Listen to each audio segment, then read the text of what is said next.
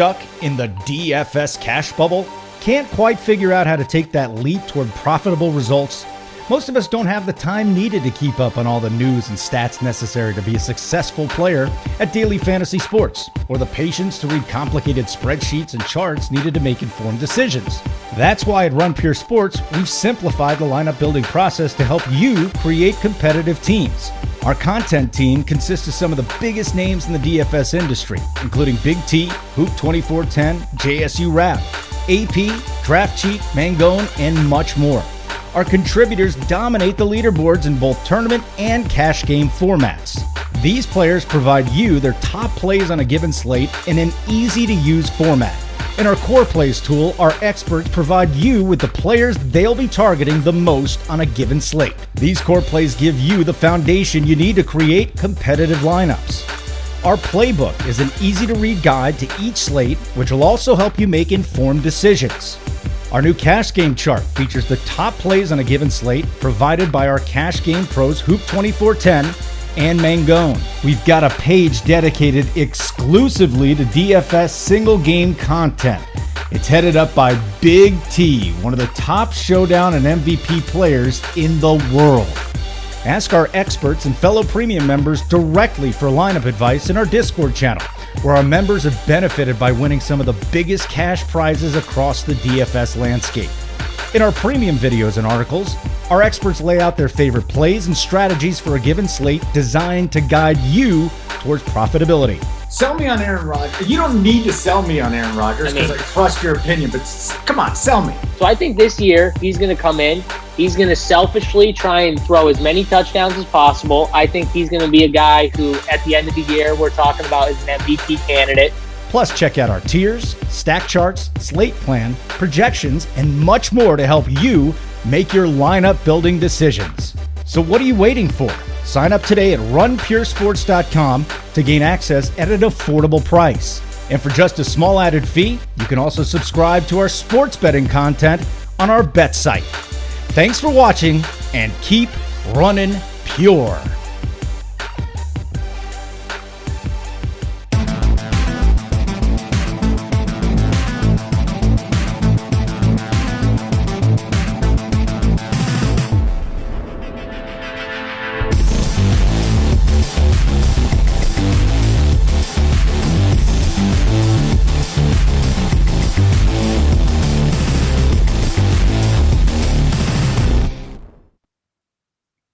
What is going on, everyone? It's AP over here at Run Pure Sports, and we are once again bringing you the Run Pure Sports Strokes Gained show, where we dial in PGA this week, where we find the winners.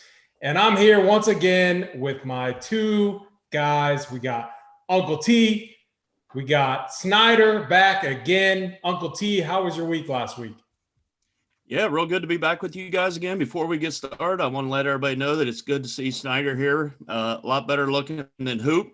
Hoop couldn't make it tonight, and he always gives me a hard time when I don't make the show. So I wanted to give him a hard time and welcome Snyder to the Strokes game tonight. But no, AP, it was a rough week for Uncle T on the match play last week.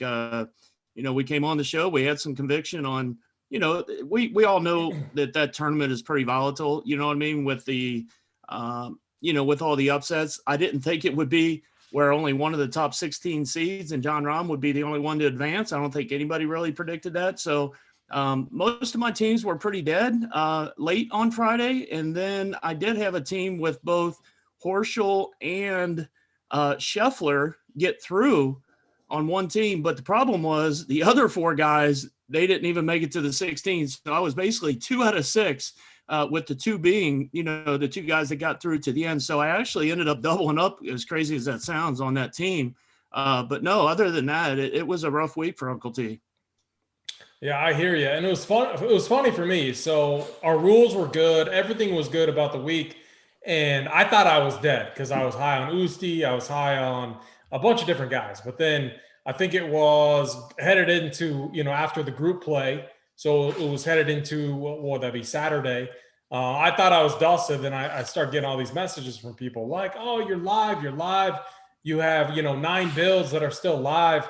It was funny. I went and looked, and every single build was absolutely covered. So I technically wasn't live. Like I was live for maybe a top 10 or maybe a top 5, but at the end I just laughed because I'm like, well, and one of the guys that had me covered was Mangone. So, and he was the one like DMing me, talking me up that I was live, but he had me covered, of course, like Mangone usually does. But it was a fun event. I wish I would have played more of the Putakana. Joel Damon won. We had a few other guys that I like to play that did very well there. Chesson Hadley, which he's playing again this week, and we'll talk about for sure. But Snyder, I know you covered the content last week for Putakana. How was your week? How was match play? How was the Putakana event? Yeah, the Putakana was good. We had pretty much everyone I had was solid throughout the week. We had a few guys do really well in that event. Match play, I was live. I had Scotty Shuffler in my bets, and I had him quite a bit, but he fell short. I actually had 3 of the final 8 guys, and all 3 of them lost besides Shuffler, which hurt. But match play was good. Putakana was good. We were live on John Suh through 2 rounds at the Putakana also. I had him wrote up in the bets, but I think he shot 5 or 6 over on Saturday, which took him out of it. But other than that, it was real good. Yeah, I like it. So if you haven't done so yet, hit that like button, hit that subscribe button. The other thing that you need to do is go and grab your favorite whiskey drink. Right here, I got myself, a little old-fashioned, a little AP old-fashioned. It's, if we're ever hanging out, I will make you one of these. They are fantastic. I could drink them all night. And that's what we do. we drink whiskey, we make old-fashions, and we find the winners for sure.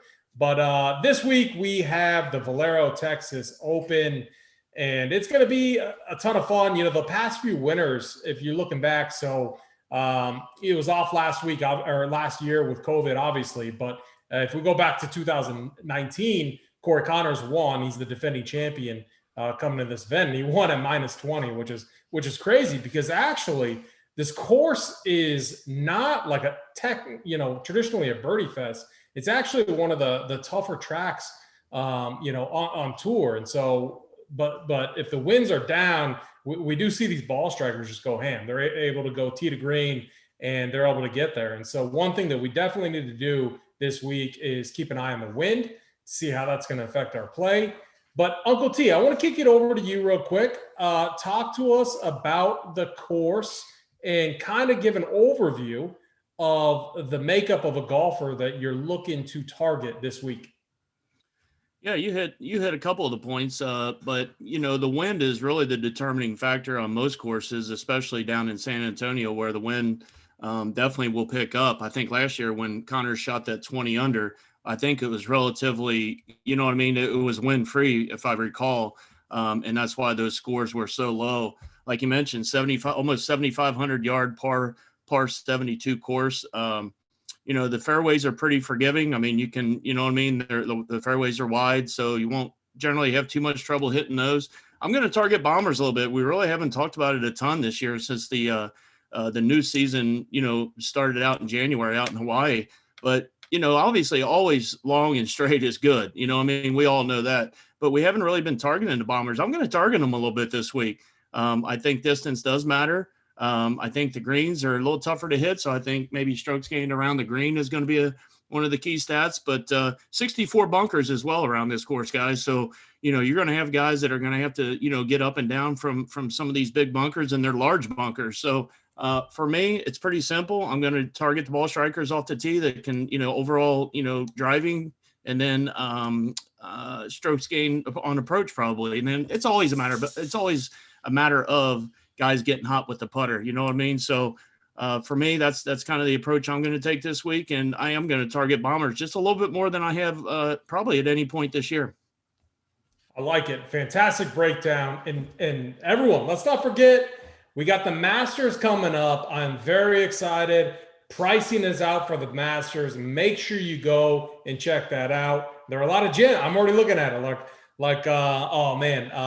There's a bunch of guys. We're not going to get into it this week, but there's a bunch of guys I already like that are priced very low. Brian Harmon, guys that have done very well for us. So I think it's going to be a very fun week. But with that in mind, one reason why I like this week, the Valero Texas Open, is, these big studs up top, they might have their, mind and eyes on the Masters.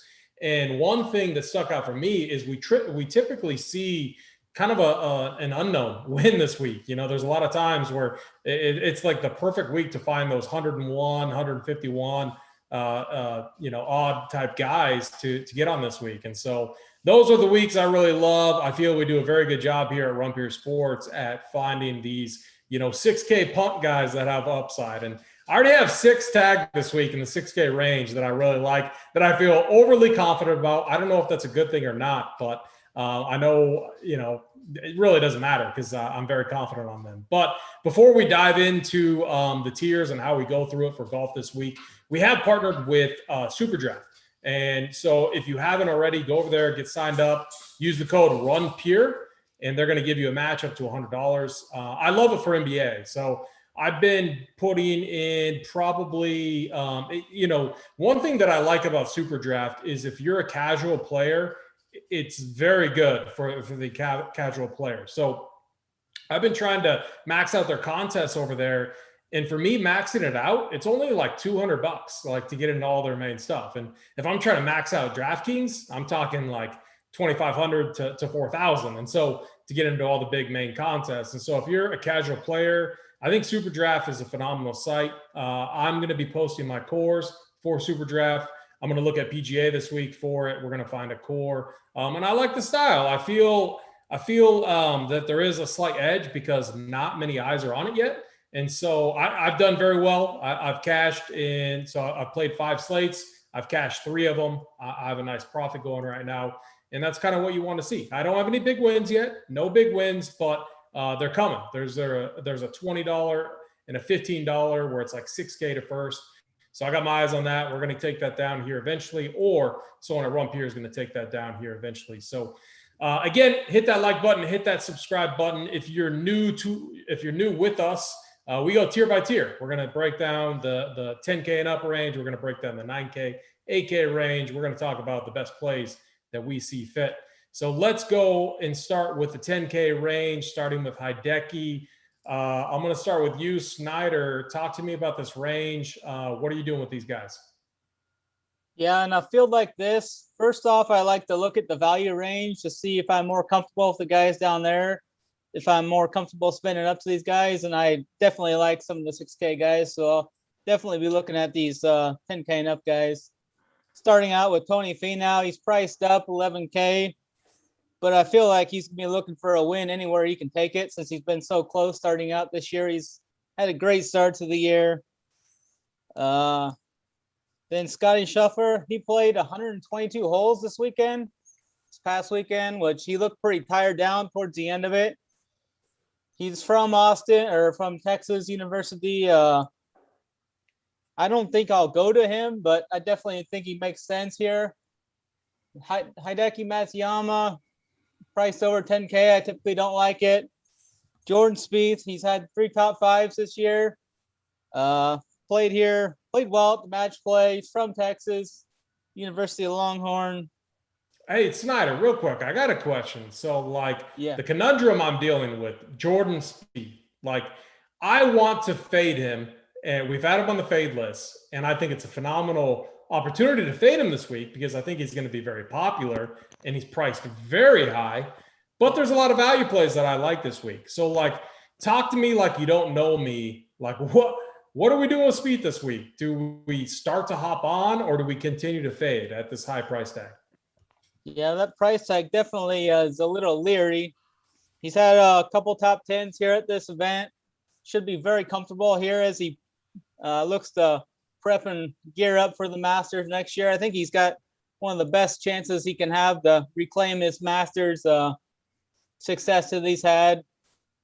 But the 10-7 price tag, I mean, if you're going to play Tony Finau, it's either Tony Finau or Jordan Spieth, and I'm more leaning towards Tony Finau. He's got more distance off the tee, and I feel better about his approach game lately, and that's where I'm probably leaning. All right, I can respect that. I'm gonna love when it's my opportunity when I can talk about these upper 2 guys, but I don't want to give away the actual winners. Let's kick it over to Uncle T first. Talk to me about the 10K and up range. Are you in agreement with Snyder about Tony Finau this week? Yeah, a couple of quick things before I get into those. Like, obviously Dustin Johnson withdrew, and I never really understood why he. From what I read an article after he lost that weird match at the end to Kevin Na, right, that knocked him out of advancing to the 16. He had like an hour to, put his name in for this week, and he did, before the deadline. And I was really shocked that he got in it, first off, and then I was not shocked that he withdrew.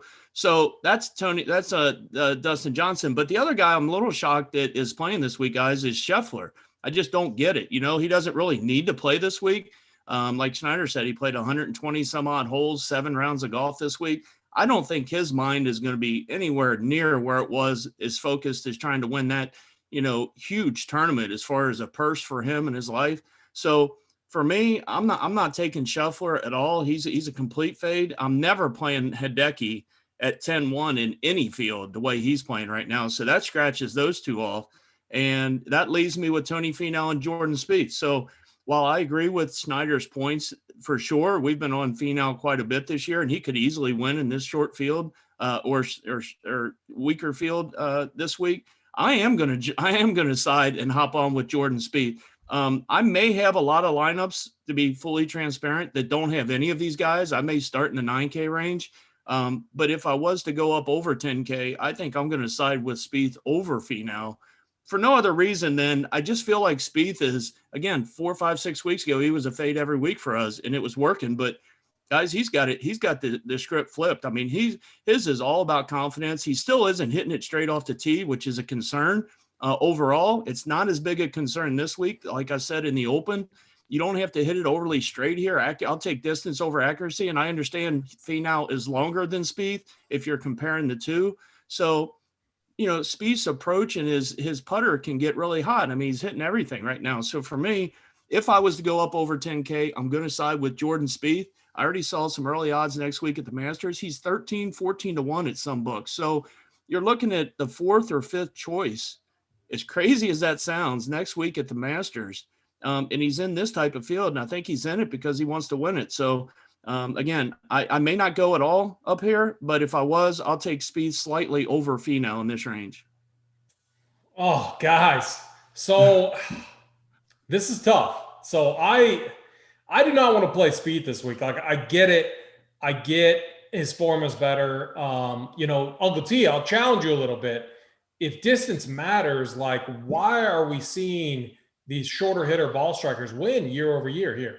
And so, like, I keep seeing people talk about distance, but again, the things that I've seen, I'm kind of prioritizing guys that can get into the fairway. And so, yeah. Go ahead. No, yeah, and I didn't mean to cut you off. Yeah, and I think Snyder might be able to handle this a little bit more than me, but I think they changed the course. They used to have this set up a little bit differently, this course, leading into the Masters, because they wanted it to set up, at least in some cases, similar to what they would see at the Masters. But from what I remember reading about this week is they widened the fairways and made it easier to hit these fairways, and even around the greens and how they mow. I know we don't want to get too much into that, but with the Masters on the horizon next week, I do think it's important to talk about it. Again, Snyder, I don't know if you can lend a hand on that at all, but I just feel like, again, I am going to have some plays, like I said in the Open, that I'm going to target bombers. That doesn't mean I'm going to target 6 bombers, right? So Spieth is not long at all, but he's long enough to where if the other parts of his game are clicking like they have been, I don't have any problem going to him. Yeah, I think they lengthened at least one of these holes and made it longer. And they typically have these greens set up. They're more undulated greens, and they have them more set up as prep for Augusta, I believe. They roll pretty quick. I mean, they're not bent grass, they're Bermuda, but they have it set up pretty similar to give them a little bit of a slightly prep to next week. I got you. So I would, if that's the case, here's what I might do with Spieth. I'm multi-entering this week. I'm doing the 150 route. I might just set him very similar to what I think the field might be, or maybe a little under, and then take some bold stands elsewhere, just so like Spieth doesn't kill me. I might do that, or I might full fade. I'm not sure yet. What I personally want to do is wait 1 week. I did see his price at the Masters. I think he's priced pretty nicely. I'm kind of hoping he tanks this week, or just has an average week, which maybe it lowers ownership a little bit at the Masters. Again, one thing though to think about this week is around the green game. So if guys aren't hitting these greens, that's definitely going to be favorable for a guy like Jordan Spieth. He's got a very good short game, very good around the greens. He's just like a magician, plus runs better than anyone when it comes to playing around the green. So like the discussion is tough with Spieth this week. Like I'm not sold either way. I want to fade. I might get a little bit. I like the fact that you guys are on him. I'm not necessarily sold yet. One thing I'm definitely going to do tomorrow is post my allocations, so my player weights for my 150. So you guys will know exactly where I'm at with a guy like Spieth, if I fade him, if I don't. I'm torn right now. I'm definitely torn. I'm a big fan of Scotty Shuffler. So real quick, just a quick rundown for me. I'm fading Finau. I think he's priced too high. That's a stand I'm going to make. I feel like he's going to soak up some ownership. I love a lot of these guys just below him, 9K, 8K range. I want more exposure there, so I have to fade someone like Finau. I have to be under on a guy like Spieth. I have interest in Scotty Shuffler. Like I get it. He could be tired, could be worn out. This dude's what, 21, 22, maybe 23? Come on. He's not tired. He's going to come into this event fully fine. I'm not buying the whole tired thing. He looked phenomenal here in Texas. So I have a ton of interest in Scheffler. Hideki Matsuyama is a full fade for me. He's been average at best relative to where he's priced always. I think he's one of the easier fades on the card this week. So I'm going to say my favorite in this range is Scotty Shuffler. Snyder, give me your favorite. Yeah, I'm going to go with Tony Finau. I can get on board with that Shuffler deal, how you were talking. He looked great through that first 5-6 rounds, but that 7th round or whatever it was, I don't even know if either guy made a birdie that last round. They were so run down and the winds were up, and definitely can see getting on board with that. Yeah. Uncle T, your favorite in this range? Yeah, and full disclosure, because for future shows and people that have been watching, I love Scotty Shuffler as a player. I like him a lot. I can't get on board this week. I like too many of these guys coming up in the 9 and 8K range. Like I said, I'll probably be backing off just a little bit on my entries this week. May only go 3 lineups this week. I usually go 5 or 6 lineups. I'll probably go about half of what I normally do. And if I go anywhere up here, Jordan Spieth will be my number one. If I had to go another one, I would take Finau. But I'm not going to play Finau either. But if I had to, he would be number 2.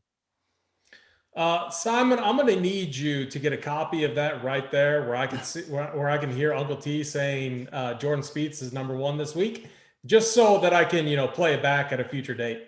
We'll get that taken care of after this. I was going to go a step further. I was going to go a step further and make a bold call and say Shuffler would miss the cut, but I didn't want to do that to you. Oh man. Well, here's the thing. I'm fine. I'm almost fine with full fading this upper 10K range. So we'll talk. I just think there's no motivation for him. I don't know why he's playing. I'm literally shocked. I wouldn't be a bit surprised if somehow tomorrow he pulled out. I just don't understand why he's playing. I really don't, guys.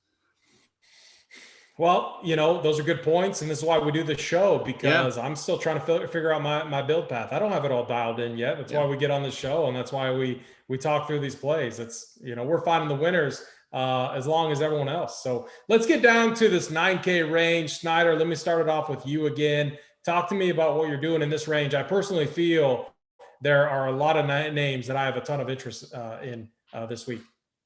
Yeah, definitely. I like a lot of this range here. I'm going to start first at the top with Abram Hanser. Played well, played great actually at the match play until he choked it away there at the end. He was up like three shots going into that back 9 and ended up losing the Hovland and then lost in the playoff. But I believe he resides here in San Antonio. Should have a lot of history here. Be around to get around this place well. His iron play has been great. Great off the tee. I mean, his putter's really been holding him back here lately, but I'm hoping that can turn around. I mean, that's a pretty volatile stat. Then I'm going to roll down to Cory Connors, who's just been absolutely great. He ranks first in tee to green, ball striking over the last 24 rounds, second off the tee, second approach. He's off of back-to-back top 10s. The next guy I'm going to look at here is Ryan Palmer. He had a great start to the year and a good solid finish to 2020. He got 17th at the Players and good play here. Cameron Tringali, 9.3. Another safe, consistent guy. He's been making a ton of cuts. It's great 5 top 20s with some solid upside. Off the tee and iron play has been great for him. Another guy here that has great course history is Charlie Hoffman.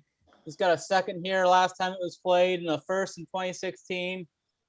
He's actually got the second most strokes gained total here with 36. And I think that's about it for me in this 9K range. Yeah, as I said, I mean, this range is loaded. I might fade every, 10K and up. I really am close to just full fading and making some really bold stands. Because I agree with a lot of what Snyder said there. I mean, man, I'm on many of those guys, and I think their win upside is massive here because some of these guys have to win to even get into the Masters next week. Second place is not going to do it. You got to win to get in. Uncle T, talk to me about the 9K range. Are you, do you view a lot of these guys like Snyder does this week? Yeah, a lot of similar thoughts. The one thing I'll throw out to you guys real quick: who was the most overpriced guy by a long shot in this range? Just off first glance, when I looked at it, I was shocked. Charlie Hoffman? No, right Matt below Kuchar. Oh, Matt Kuchar. I mean, yeah. I get it, Yeah, it's like the DraftKings knee-jerk reaction, you know what I mean, to what happened. And clearly he played good, but that was a match play event. Look at these stroke play events. So I'll start at the bottom of the 9K. There's no way in the world I'm playing Matt Kuchar at 9K in this type of a field or otherwise. So I'll start with him, full fade. Go back up to the top. I agree about Hanser. Good driver of the golf ball. Really good with his irons. He lives in the area. Probably one of the safer plays, to be honest with you, out of these guys up top. So no problem with Hanser. I'm good. I've been on Cory Connors a lot, as we all have. I'm probably going to pass on him this week for no other reason than I like a couple guys around him. When you can't play 4 or 5 of these guys, I don't want to do that. So I'm going to make a fade there. He's a defending champ, as we all know. I usually don't play the defending champ the next year just because it just feels like they're, they have maybe some more media obligations and things like that leading up to the week, maybe as more of a distraction. I don't know if that's right or if it's wrong, but that's kind of how I view it. Ryan Palmer is one of my best plays on the board. I just feel like he's made 9 straight cuts, I think, coming into this event. He's just been one of the more steady golfers. And it feels like since like August, September of last year, when they came back from the COVID break, Palmer has been really one of the most consistent guys on tour. Danny Berger's another one, but Ryan Palmer could be primed for a win this week. You'll have to wait till later in the show on that one. Cameron Trangali is a guy, again, another safe guy in this range. It's been good. He's made 9 of his last 10 cuts. 9,300 is more than fair. Charlie Hoffman is the one I need some opinions on from you guys. I liked him initially quite a bit. Again, this is the time of year he usually plays well. He's played well next week at the Masters in his history. I don't know quite what to do with him, again, because I like some other guys around here. He's going to be – I got him at 21, 22% right now, and I'm probably going to end up fading him. The other guy I like in this group is right below him, Brendan Steele. 8 straight cuts made. He's 10th on the tour in driving. And again, I mentioned it at the top, I want to target some of these ball strikers and guys that are going to hit it long, and Brendan Steele fits the mold. He had a T3, I think, at the Honda. He's played pretty well here at this event. Nothing really, really low, T13 a couple years ago. But for me, a really strong range. Probably my favorite in this range is going to be Ryan Palmer, and then closely followed with Steele and Hanser. Yeah, I agree with that. So there's 3 guys in this range that, and all 3 you mentioned that you're high on, Uncle T, that are not in the field for the Masters next week. That is Charlie Hoffman, Cameron Tringali, and Brendan Steele. So those 3 guys should have some extra motivation coming into this event. They all fit the mold very well for a course like this. Tringali's been playing phenomenal golf of late. I mean, he's been doing very good. T13, he missed the cut at the Players. We can forgive that. That's a stacked field. He's all like Trangali is always a guy that, like, you get to those big events and he lets you down. You get to events like the Valero Texas Open, he's going to treat you pretty well when you look at this field. He's just been very consistent in weak fields. It's what we see. Like, he ranks very highly for me in my model. I'm going to be very overweight on him. I think he's a phenomenal play. Charlie Hoffman, we always think of him as being a first-round leader at the Masters. That's kind of the joke everyone makes. The guy's not in the Masters. Now, before I embarrass myself, let me just double check. Yeah, he's not in the Masters at all. He needs to win this week to get in. And Charlie Hoffman's been playing very good golf of late. I can't remember the last time he's missed a cut. T34 at the Punta Cana last week, 17. He looked very good at the Players. We were on him at the Players. I remember that.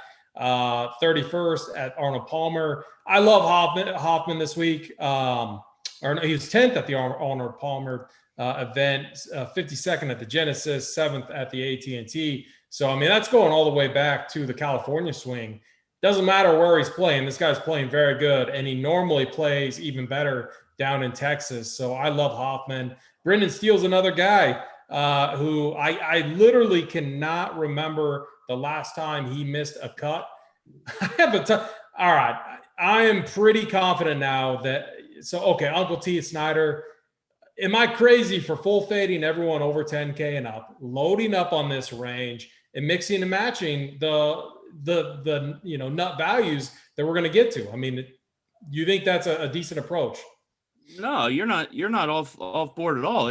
When I talked about the 10K range, again, I said if I had to choose anyone, it would be Spieth and then possibly Finau. But again, I mentioned there's going to be a great chance that all 3 or 4 of my builds, which again, I'm going to be a little bit lower this week on my volume, they won't have any of the 10K guys. So no, I completely am on board with your thought process. And if we go a little bit further, even if we like some of them 6K guys, it doesn't mean we have to go up to the 10 just because we like the 6s. We can probably jam 4 of these guys from the 8K range to up to Answer and then still get a couple of those value 6K guys in. So it's all about roster construction like always, but no, you're not off base at all. Yeah, no, that's good to hear, for sure. And I agree with you 100%. Even Abe Answer, I'm a big Abe Answer fan.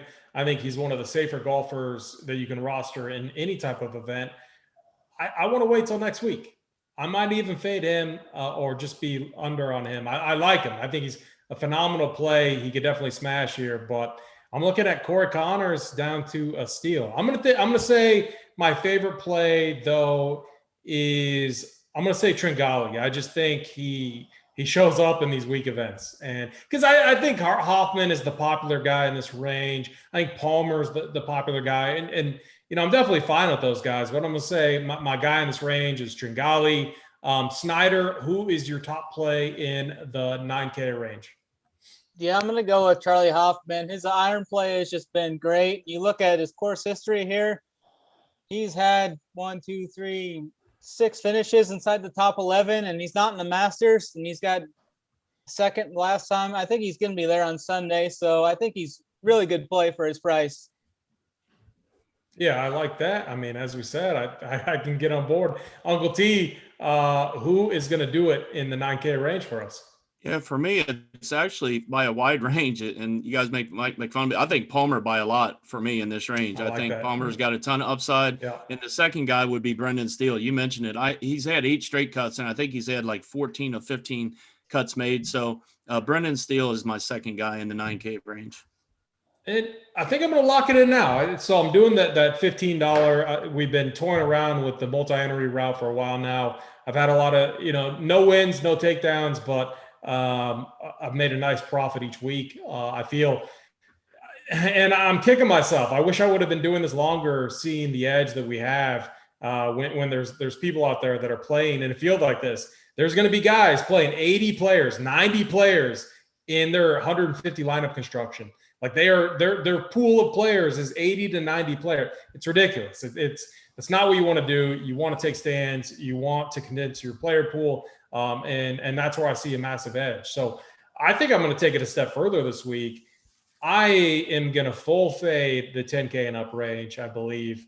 And I'm gonna get in on these winners. The Palmer. I love Palmer. I think you're spot on there, Uncle T. And then Charlie Hoffman too, with Snyder. I think he's phenomenal play. And then mixing some Tringali. I think that's a very good way to start your builds this week. Let's head down to the 8K range. Snyder, I'm going to kick it off with you. Talk to me about the guys in this range. Yeah, I like so many of those 9K guys. I'm not sure how many I'm going to get in this 8K range, but there's definitely 3 guys that stick out to me, and I've been on them a lot this year. Cam Davis, he's been real solid to start the year. His iron play has been back after he had a couple of rough outings there in Florida, but his iron play was back last week, which is good to see. Christian Kirk, been a staple in my player pool. And Sammy Burns, 8K. Been on him a lot. He had a great start to 2021. His 2020 was good to finish. And I think he holds a lot of good upside there at the 8K range.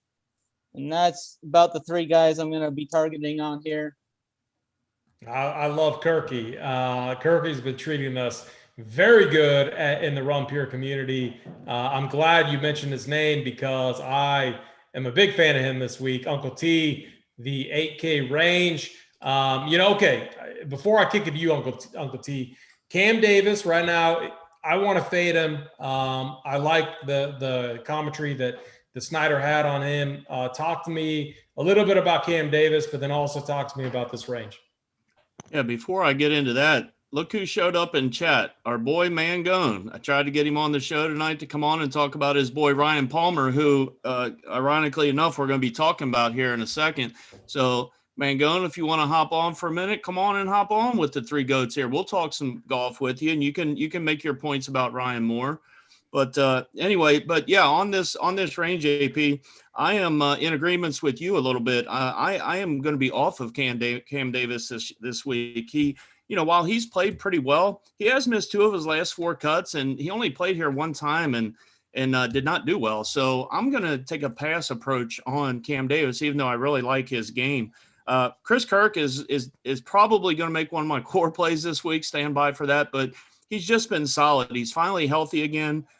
He's got a couple top 15 finishes at this event, and he's got, a 25th and 8th, a 16th place finish recently. So I really like Chris Kirk. It just feels like his golf game's in a lot better place now. He's a lot more comfortable, a lot more confident. So I really like Chris Kirk.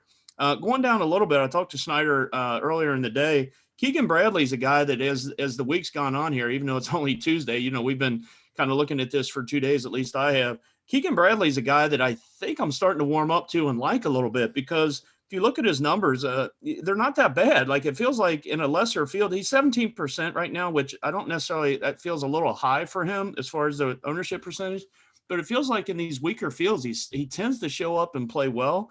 And at $8,400, I feel like it's a fairly good price for him. So he won't make a core play, but I definitely am going to have Keegan Bradley in my player pool. As we go down, I'm going to skip the next couple of guys, definitely skip the one that's at 8,100. I'll let somebody else talk about him. Sammy Burns is a guy I'm going to hop back on board. Like Snyder said, we were all over Burns when he was playing well. He's a bomber. He's an excellent tee to green. And I love the fact that he's coming off 2 missed cuts. People may look at that and say, oh, he's trending the other way. I'm going to go the other way. I'm going to say if he hadn't made it or had them 2 missed cuts recently, he could be 9K in this field. There's no doubt in my mind. Instead, you're going to get him at 8K just off of a couple missed cuts. I think the 1 cut 2 weeks ago was right on the number, if I'm not mistaken. So no problem buying back in on Sam Burns at 8K. And then Aaron Wise, I have no interest in. So for me, it's probably Kirk, Bradley, and Burns for me. Ooh, I like that. Before I get into my comments on this range, again, we have MLB starting up on Thursday. Our code, HEATER25, 25% off your first payment. which is good until Thursday. So get in on that. It's good for any of the memberships that we have going on right now. We've been today we had meetings going over MLB product, which our boy DraftKings is really going to do a lot to kind of lead that up. Uncle T is going to have a huge part over there with MLB. Uncle T is going to have his core plays. He's going to help with the playbook. We're bringing on new people to help out with different article content. Big T is going to have his cores up all the time for MLB, and it's going to be fun. I'm going to continue to focus on NBA. I'm going to continue to focus on PGA. We're trying to maximize all of our talents over here at Run Pure Sports. That's what we do. And it's always good to have Swiss Army knives like my guys, Uncle T and Snyder, that we have on the show here tonight. It's what makes the Run Pure team very good. So again, Heater 25, that starts on Thursday, and we got a really nice opening day slate for MLB. I'm very excited for it. I saw the contest on DraftKings. They're very nice. So for me in the 8K range, first off, I actually really like Aaron Wise this week, Uncle T. He got his win down in Texas. He's been striping the ball very well, and I want guys that are striping it good. That means hitting their irons flush, very flushly and pure right now, which is exactly what Aaron Wise is doing. The putter is coming along. I'm not as concerned about putting this week. I am leaning on the ball strikers, and I'm showing a 5% ownership projection on Wise right now. We're on him at the Honda T13. I think he best at this week. I think he has top 10 upside. I think he's going to be very low owned, and he's one of my favorite plays down in this range. I think he's perfect leverage off of a guy like Sammy Burns. Again, I like Sammy Burns. I think we're getting a great discount on him. And honestly, I'm surprised he's not popping more when you're looking at ownership projections. Uncle T, I'm showing 12% what I'm looking at. What do you have on Sammy Burns right now? I've got him 14, so it's 14. In that range, 14%. Yeah. And on your boy Wise, I'm showing him 4%. So, you may have me talked into a little bit of Aaron Wise. I kind of like that call. You got to trust me on this one. I think, man, he got his win in Texas. He feels good. He's a very good ball striker, and I feel like he's getting back into rhythm. You just see it in his game, and like he's playing very good. I'm surprised more people aren't on him. He's going to be someone that. So if he's projected to be 4%, I could see me being about 35% on Wise this week. I think he's that good of a play. So I agree with you on Keegan Bradley. I think he's fine. I think he's safe. If he could get the putter going, he's going to win again. His ball striking's good. So here's what I'm looking at this week when you look at this course. I'm looking at strokes gained, tee to green, ball striking, approach, good drives, and around the green play. He is 4th, 5th, 7th, and 5th in all of those ball striking categories. That is like Dustin Johnson. When you're looking at this on paper, that is phenomenal. But then the putter sucks. The putter is so bad. He needs his caddy or someone else to go out there and do these putts for him because he's just not good. But again, I feel he's a very safe play. 8,400. I'm fine with being overweight on him. Chris Kirkey, I think we're all, consistent on him. I love him this week. We've been riding him. His ball striking is phenomenal. Tee to green, he ranks 3rd in this weak field. The other thing about Kirkey, so we talked about this, guys. We talked about the around the green play. He ranks 2nd in strokes gained around the green. So not only is he a phenomenal ball striker right now, his around the green game is phenomenal. I think he has a win upside here. It would not surprise me at all to see Chris Kirk, raising the trophy at the end of the week. Siwoo Kim is a guy I'm kind of looking at. He looked good at the Players. I'm off Cam Davis. I'm Lanto. I'm undecided. Zach Johnson, I have a smidge of interest in. I think my favorite play in this range, I hate giving 2, but I think I'm going to say Wise and Kirk. So yeah, we can do 2. Uncle T, give me your top 2 in this range. Yeah, I'm trying to get Mangone in the hop on. Simon, send him. Oh, tell him to send. Yeah, we need to get. I need to get his thoughts on Ryan Moore coming up. But before we get to that, real quick, because again, AP, not to cut you off, but Beast Mode's asking about the wind, and there's an advantage for the PM AM guys. I think, Snyder, do you want to touch on that? Because you and I were talking off camera. It does look like there is going to be a slight advantage to the PM AM wave, correct? Yeah, I was looking at that earlier. It looked like Wednesday throughout Thursday morning, we're going to have pretty strong wind gusts as they die down about around noon, 1 o'clock on Thursday, and they're going to stay steady throughout the morning on Friday, and they're going to kick back up again towards the end of Friday night and into Saturday. Saturday is going to be pretty windy all around, but I do think we're going to have a solid advantage there with the PMAM split tee times. Yeah. So on my picks for the 8K range AP, I'm going with Chris Kirk, number 1, and then Sammy Burns as my number 2. But again, I will have quite a bit of Keegan Bradley as well. So not to give 3, but, those are going to be 3 of the guys in the 8K range in my player pool. The one thing about these Texas wins, it's very similar to Nebraska, where me and Snyder are at. The forecast can change. I'll be honest. I typically don't look at the wind splits yet. I look at them on Wednesday. I do. We get done with the show. I usually do a podcast with DC, and then after that, it's like midnight, and then I do take a peek at the winds. But usually it's Wednesday. The good thing about our product is the playbook. We're going to highlight that, and then we have Discord. We're going to highlight that as well. But yeah, I mean, the winds down here, that's one of the best defenses to this course. So very good points. Thank you, Beast Mode in chat, for pointing that out. And look who we got here. Look we who got showed Mangone. Mangone, what's up, man? I had to show up. I heard Big T on the show was making fun of you a little bit, Snyder. He wanted you to be out here beating your chest on this show and going nuts. So hopefully you have been giving all the winners. You gave Scheffler out on the bet side last week, which was close to getting home. But if you hedged it right, like our boy K Fallick did, you definitely made some cheese.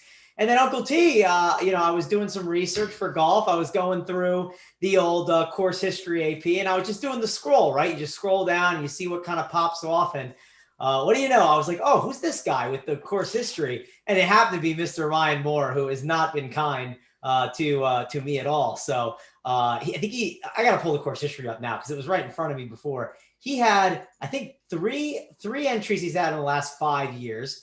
And Mr. Ryan Moore has gone 3rd, 7th, and T18, as the kids say. So that's Mr. Ryan Moore. Snyder, I don't know. Can I actually do it, or should I stay away from him this time?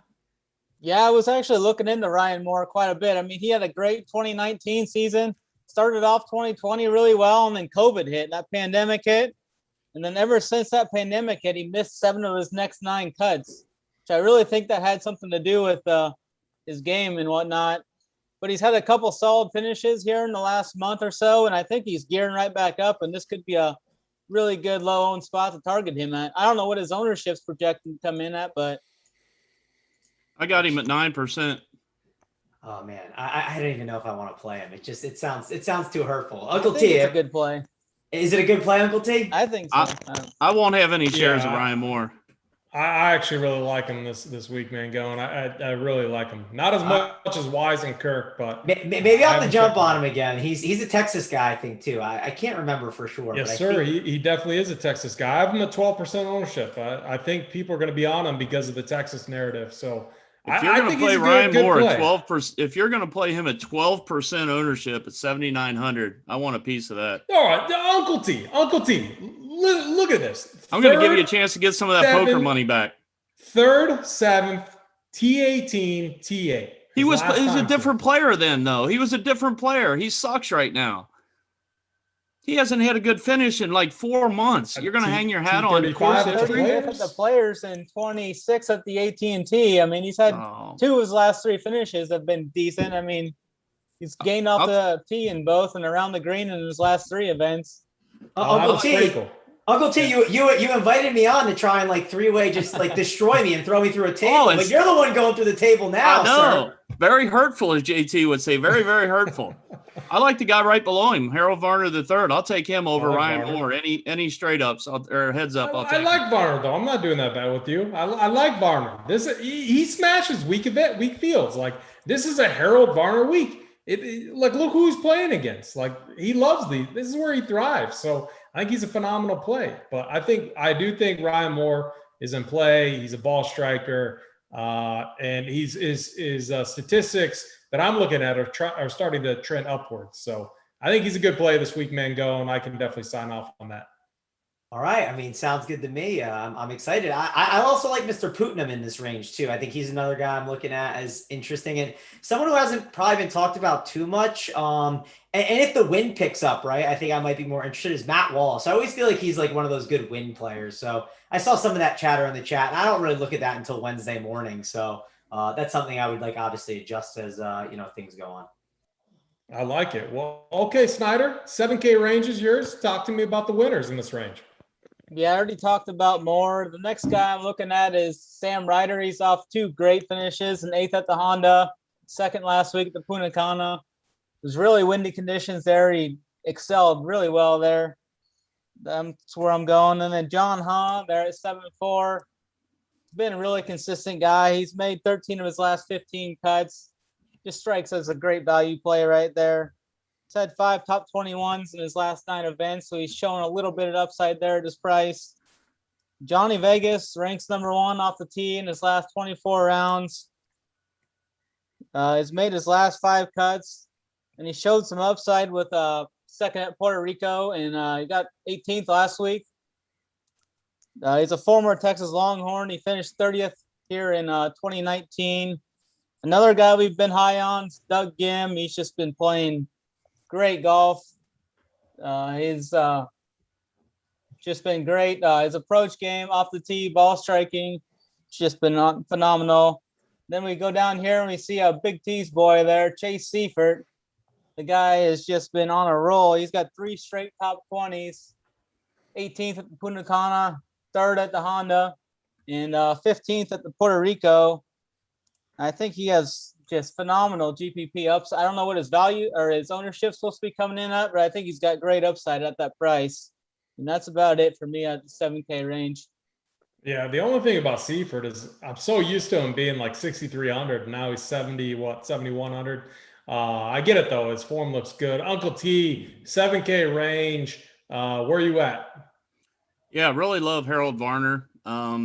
He usually plays really well here in the springtime, right around this time of year. His biggest issue is he can't put 4 rounds together. A lot of times he's a 36-hole leader or first-round leader, 36-hole leader, and then Saturday he'll fade. So if you can ever get 4 rounds, especially 4 good rounds, especially in a field that's, a lot weaker like this one is, I could definitely see Varner, having top 10 or top 5 upside for sure in this type of a field.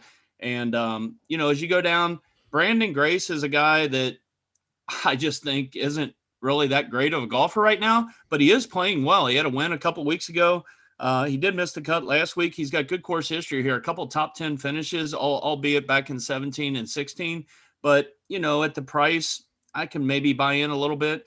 I don't mind the Matt Wallace call, Mangone, a guy that typically plays, over in Europe a lot, so is used to the wind and such. So I don't mind that call at all. He comes in, not the greatest. He's got three missed cuts out of his last 4 events. He does have an 18th finish in between there. Andrew Putnam's a guy I definitely like. He's got a couple of top 5 finishes the last few trips out there. And then he has an 8th place finish here a couple of years ago. So I don't mind him at all. Gary Woodland is, I don't know what's wrong with Gary Woodland. I think he's broke. For sure. I definitely wouldn't go there. Sebastian Munoz, I never play, even though I know a lot of the guys in Discord and some RPS members like to play him. I just can't get on the right side of Sebastian Munoz. Benny on, no thanks. EVR is an interesting one. He went into the match play not in great form whatsoever, but boy, he played really good. You know what I mean? In the match play. And again, I don't know how much that plays in. It's a match play event, similar to what I said about Matt Kuchar. So I don't want to take the same approach and go the other way with EVR, but at 7,500, Matt Kuchar was 9K. So I might be willing to buy in a little bit with EVR at 7,500. I don't mind the John Huck call. I think the only reason I probably may fade him is he's getting a lot of traction the last 2 days. And I just don't know if I want, if he gets up there too. Right now, I've only got him at 9%, but the guy I really like is Sam Ryder in this group. He comes in on quite a run, couple top 10 finishes. Couple good finishes here in the past. Doug Gim, another guy we've been on. I could easily see a guy like Doug Gim. AP, you mentioned at the top of the show, this is usually a tournament where maybe one of the not lesser known, but first time winner could break through. I wouldn't be a bit surprised if Doug Gim, maybe reaches out there and snatches, his first trophy this week. So as you go down a little bit further, I don't mind Matthew Neesmith. He's another guy that kind of popped for me a little bit, not in the greatest of form, but I think at the price I could buy in. Chase Seifert, I agree. 7,100 still isn't too bad of a price relative to the field. So I don't mind maybe there. And I was looking at Martin Laird. You want to talk about course history guy. He's 36th, 11th, 18th. I mean, it's not as good as Ryan Moore's course history, but I might be willing to buy in for a little party Marty Laird. Yeah, I like that. So for me, real quick in this range, Ryan Moore, I like it. Harold Varner, I like it, like we talked about. Brandon Grace, he actually has very good course history here. T10, T9, T30, T79. And the thing about Grace is he loves these weak fields. Proof of that is he won the Puerto Rico Open not too long ago. So I definitely have interest in Grace. I do think he's a safer play. Andrew Putnam, I agree with Mangone. I think he's a good play this week. He's another guy that plays good in these weaker fields, and he's got some history here too. He has a top 10 back in 2018, so I can get on board with that. Garrett Woodland is a fade. Something's wrong with him, like you said, Uncle T. Sebastian Munoz, our boy Didi Pensac's guy. He's a fade for me. I'm not playing Munoz this week. I'm sure Pensac is not going to like that, because I'm sure he will be in every single one of his builds like he usually is. Benny On, I'm undecided on. He just keeps hurting our feelings. Like he's very, very hurtful. I'm undecided on him. I think it was Snyder that mentioned Vegas. I like Johnny Vegas. He's been striking the ball very well. T18 at the Punta Cana event off of T30 at the Honda, and he was second at the Puerto Rico. Johnny Vegas is a guy that smashes these weak field events. John Huh, he's getting talked up a little bit, but he's this is his area, this is his course. I think he's a good play. I'm showing him at like 8%, Uncle T. Like, what are you showing him at? I got him at 9, but I think he could be a little bit higher than that. You don't care about 9% ownership, Uncle T. That's not. No, I didn't say I was worried about it. I think by Thursday, I think he could go a little bit higher. But again, I like some guys similar to, again, you guys may approach things a little bit different, but I hate having 3, 4, 5 guys all in that same range. It feels like I don't know. I may look at that wrong too, but I don't like having 3 or 4 or 5 guys right in the same range. So. I would say I like some guys in that lower range you guys mentioned. Like I like John Huh a lot. I think he's someone I'm going to be on pretty heavy. I think Sam Ryder's a pretty interesting play too. He gained strokes all around in his last 4 rounds. So I always think that's encouraging. And I think it's one of those weaker fields that he can do well with. Seb Straka is one of those like high upside guys that like he's Mr. First or Last. So I'll definitely take some shots on him as well. And I'll probably play Mr. Pensac's boy, Sebastian Munoz. I'm sure I'll get some exposure to him. I think I like the low 7s a lot, but there's like a bunch of different guys I can mix in. The Andrew Putnams, he's 7-6, but I really like I think like 7-6 and down. There's a bunch of guys I think you can mix in throughout your lineups. I like that. The one guy I don't think he was mentioned, but I actually like this week, Harry Higgs. Did anyone mention him? Maybe Snyder? No? Nope. His ball striking. Go ahead. The stats look good, AP. It's just like, he's been so frustrated. I know. I know exactly what you're thinking too. The stats do look good. His approach game looks good, and he's going to be out there, and he's going to be showing his chest hair, and yeah, that's who Harry Higgs is. I think for me in this range, my overall favorite play is Uncle T's not going to like it. I'm going to say Ryan Moore is my favorite play in the 7K range. Real quickly, let's Mangone, your favorite play in this range? In the 7K range? 7K. It's probably Mr. John Huh, right? It might be him. I like him a ton. He's definitely someone I'm going to be on. Uncle T. Varner and Ryder are my 2 top guys in this range. I like it. Snyder. Yeah, I like Ryan Moore and Huh in Vegas also. It's going to be all 3 of those guys will be mixed in around quite a bit. Now it is time, guys. It is time to get to the best range of the week. The 6K range, that's where we find the winners. And I love them in fields like this. You guys know that. This is definitely where we separate the men from the boys, the Snyders from the Uncle T's. Let's get into the 6K range. Let's start with Snyder. I know you have some good plays down in this range. Yeah, I've got a couple down there a little bit range that I really like. Start off with Mr. Adam Shank. He's been consistent. I mean, he really doesn't have any upside, but if you want to plug someone in there that'll probably make the cut, he's all right. Haggy finished second at the Honda. He's been solid off the tee. He makes sense. Joseph Bramlett, he's made 4 of his last 5 cuts. He got 13th last week at the Corrales. He's gained strokes 7 straight times. He had 18th at the Farmers, so he's shown some upside there. Going down, Roger Sloan, 3 straight top 25s. He's grading out well, approach, ball striking, tee the green, ranking out well there. And then a couple guys I like down low, Mr. Akshay Bahida. I was on him quite a bit and throughout the mini tours and stuff. 30th at the AT&T, we were on him. I think he's got big upside here. He's long off the tee. And Austin Eckhart, I think I pronounced that right. He got 12th at the Mayakoba. He's a junior at Oklahoma State. I think he's ranked 17th as in the amateurs.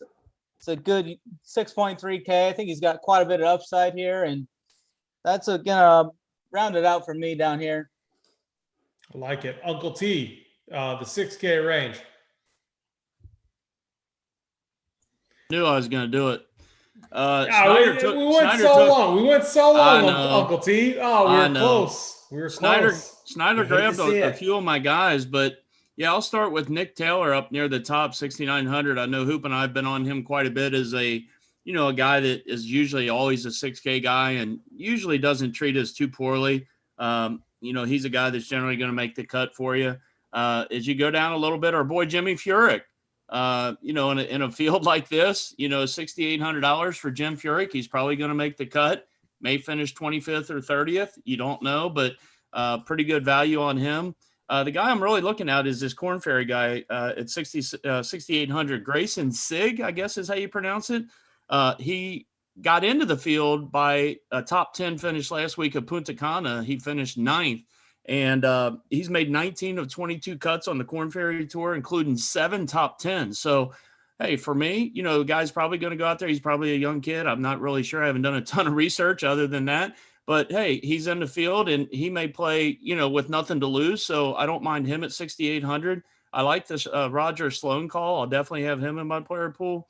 Another guy I've kind of warmed up to, and this is definitely going to be one you guys won't agree with, but Graham McDowell. He's been awful this year, but did have a T4 last week, and he has pretty good course history here. So again, we don't have a whole lot to go on with these guys at the bottom because they're the lesser golfers, right? So for that, good finish last week and good course history, I may have a share or two of Graham McDowell.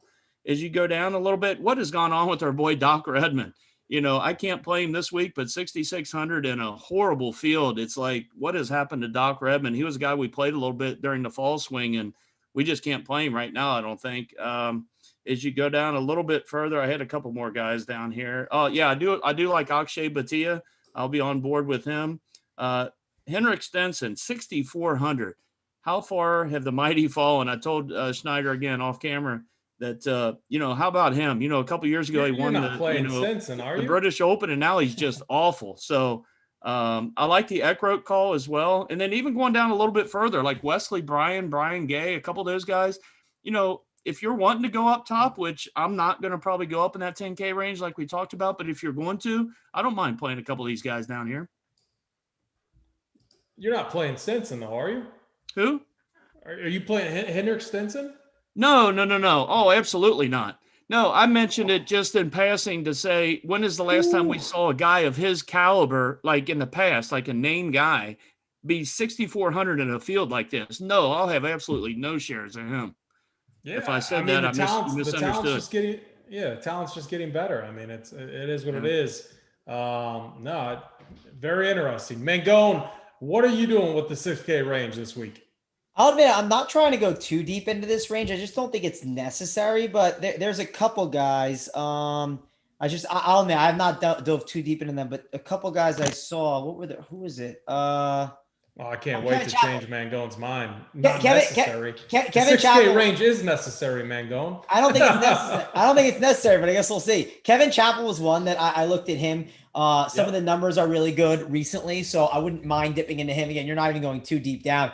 The thing is, I was looking at this week and I was like saying to myself, this wouldn't be a bad week to maybe go all the way to the basement, right? Like with one guy and then go up to a bunch of guys in like that 8K range. But I don't see one guy down there that I love. Hopefully you can convince me and change my opinion otherwise. So Chappell's one of them. And then Adam Shank, he's probably the other guy. I played him a ton in this range a lot. I'm comfortable playing with this tag. I'm not comfortable when he's at like 7,400.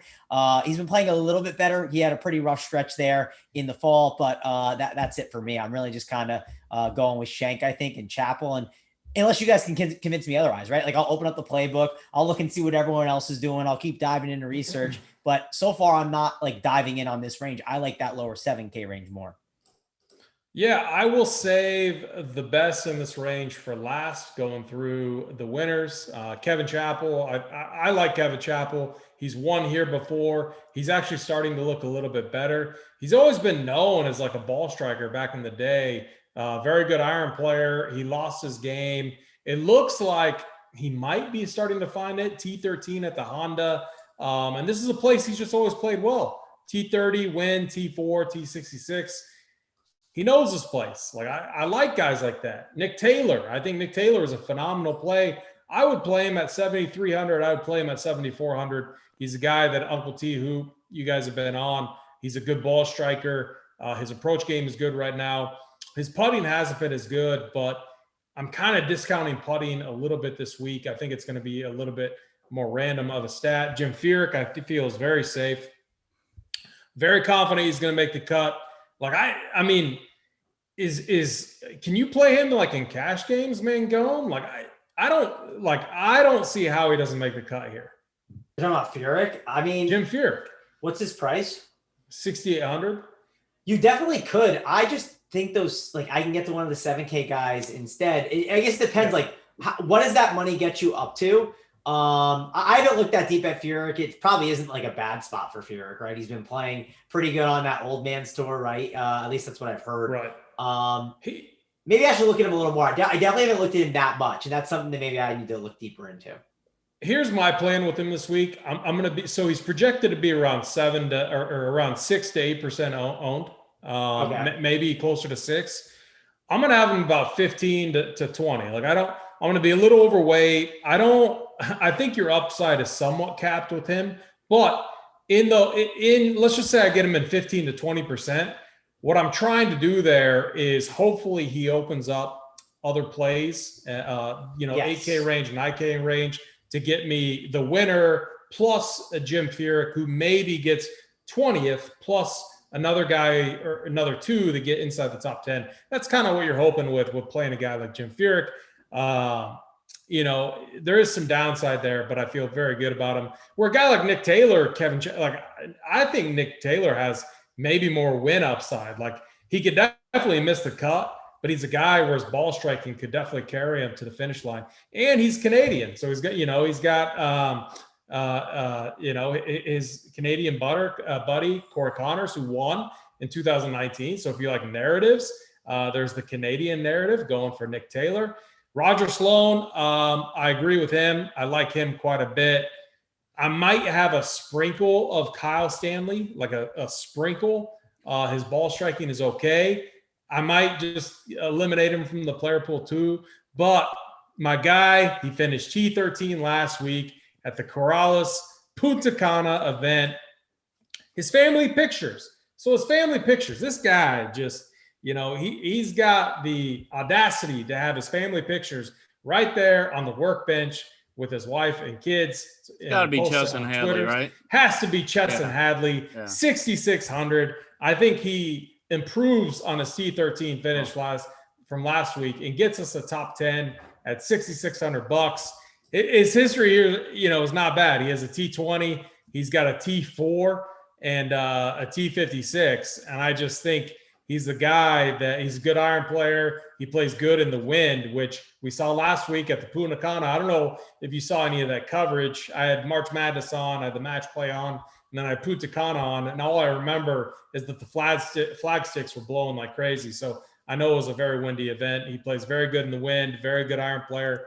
He's going to be 1% owned. He's going to be a guy that I have, maybe in the opto that I might put him at like maybe 20, 25. That's definitely overweight, but I'm not like going like all in on him or anything like that. But I definitely have a ton of interest in Chesson Hadley as a value punt this week. So he's going to be my favorite play in the 6K range. Snyder, who is your favorite play in the 6K range? And then we're going to get to our winners, and we will be out of here. I'm going to go with Akshay Bahida. I really think his game, I like his upside and how his game meshes here. I think it could be a really solid play. I like it. Uncle T? You just want one down here? Or two. You can give two. I want that Grayson Sig guy. I don't even know who he is, but I like that guy. I got him about 2%. And I like Roger Sloan. I like the Roger Sloan call, so I'll go with those two. I like that. Mangone, your favorite 6K guy. Let's go with Mr. Chappell. I don't really love. I like it. I like Chappell. I think he's a fine play. Yeah, I agree with you though. Like, it depends on what you're doing. Are you spinning up for like Finau? Are you spinning up for any of those guys? I was thinking of going more in that mid tier. I was thinking. I still haven't finalized what I want to do at the top. I will admit it's kind of confusing at the top, and like I think you have to figure out what your approach is there. When I was thinking of my single lineup, right, I was thinking Answer might be like my top spend to go up to. I might not even go past that. I also don't know if I for sure want Answer yet too. So I am definitely still kind of sifting through those top end guys and trying to make those final decisions. And of course, I'll have that posted in my tiers, and happy to answer anything in the Discord chat. But it's just one of those things where it's right before the Masters. I'm okay with trying to maybe pepper that like 8K range more to find these guys that are not playing or getting right for next week. Guys that are like playing for something and playing for this event and focus solely on this event. I think that's what I'm kind of trying to approach at. Just make sure you got 7,900 available for your team. That's okay. Can I get Ryan Moore against who's the 6K guy? Harold Varner. They're the same price. Oh, I don't want to against Harold Varner. Harold Varner's solid, man. He's gonna have a solid event. So the weird part is I don't mind the Ryan Moore call, but I want to see it for a few weeks before I buy in with Ryan Moore at 7,900. Yeah, but then you don't get paid off, Uncle T. You don't get paid off for it. So yeah, you got to pay to play. Yeah. I like that. All right, let's get to our winners. Mangone, we pick one where the odds necessarily don't matter, and then we pick kind of a darker horse, a longer shot. Snyder, I'm going to start with you. Who are your two winners this week? Yeah, my one's going to be Christian Kirk for sure. I just like how he sets up here. He's got 2 8th place finishes here. Definitely playing for something. I think it's his breakout's here soon. And for like a deep shot guy, I mean, Doug Gim, I think he's got the game to win here. So I like that for a long shot. I like it. Uncle T. Yeah, for me, I'm going to go. I was going to maybe pivot, but I'm not going to do it. I'm going to stay with what I wanted at the beginning of the show, which is Ryan Palmer. Thought about pivoting to Brendan Steele just because AP, you talked about he was one of the couple guys up there that needed to win to get in the Masters next week. And we also all liked him. But I'm going to stick with Ryan Palmer up top. And then is Andrew Putnam far enough down there or not? No, yes, sir. Let me see. Oh, yeah, let me go down further. Let me take Nick Taylor. He's good. I want Nick Taylor. I like that. Nick Taylor. I like that a lot. Yeah. 110-1. Yep. Cool. Mangone, do you have any winners? Who you think is going to win this week? Yeah. Let's see. I'm gonna go with Mr. Cameron Tringali, right? I think he's a pretty good play this week. It is a hefty price tag on DraftKings, and I'm kind of going back and forth what to do with that, but I do think he is doing everything that you see like a guy that's like ready to win, right? He's hitting the ball well in all facets of the game, tee to green. The approach play wasn't the best the last week, but he was crushing it everywhere else. He's been competing in all these other events, and he beats up on these lame events, right? He will beat up a lot of these guys and be, I think, towards the top, at least like in like the top 25. Obviously at 9,300, you want better than that, but I think he's someone that has the potential to win this thing. He's been playing in some tough fields too, getting nice experience. I think I'm going to go with Cameron Tringali as that option. And then as my cheaper winner, I'm going to go with Mr. Jahan. Can I go with him? Is he cheap enough? Yes, sir. All right. Yeah, we'll I like him. I like him a lot. 70 to 1. All right, Jahan. He ships it as well. So those are my two guys. Yeah, so for me, I got to agree. I think it was with Snyder, Chris Kirk, 45 to 1. I'm actually going to place an outright on him. I think I love the odds. Would not surprise me at all if he won. And Aaron Wise, 75 to 1 is my second guy. I think I like his chances of getting a second win to come again in Texas. And I love Cheston Hadley. I like his top 10 upside. I don't, the win. He's got a ways to go to get that win. I don't think he has a complete game to get that done. But for me, it is Wise and Chris Kirk. Snyder, do you have any final thoughts this week? Not really. I'll have my bets article up here tomorrow, like usual. I think we've hit 6 or 7 winners this year. Almost hit last week. Gonna keep that going forward. Showdown will be up this weekend for sure. That's about it for me this week. I like it. And I know that you've been crushing those winners. So it's not a think. It is. I know that you're absolutely crushing those winners. 6, 7, you've been smashing. And I feel very confident that we're going to get more this week. Uncle T, any final thoughts this week? Yeah, it's fun week. We got NBA obviously in the middle of NBA. We're locking in the golf winners tonight, and then obviously baseball. Hey, real quick, did you see AP 777 up there hanging out? I pulled my inner Big T out. There you go. Get up there, get at the top, and let him chase you down. I like that. I hope every other game either gets canceled or blows out. Right? Yeah. But no, it's a fun week. The golf week this week, obviously with Masters next week, we got a lot of winners we can still pick and make some money on the golf this week. And then again, baseball starting Thursday, where our baseball team's going to crush it just like our other sports do. So it's a fun week to be, a member at Run Pure, a guy that works at Run Pure. So head on over, and we're gonna give you a lot of good content, and looking forward to all the baseball stuff. Yeah. Speaking of baseball content, we got, Mangone right here, who's going to be helping to manage the cash chart. He manages it for NBA, helps with PGA and MLB. Him, Hoop, and Title Town.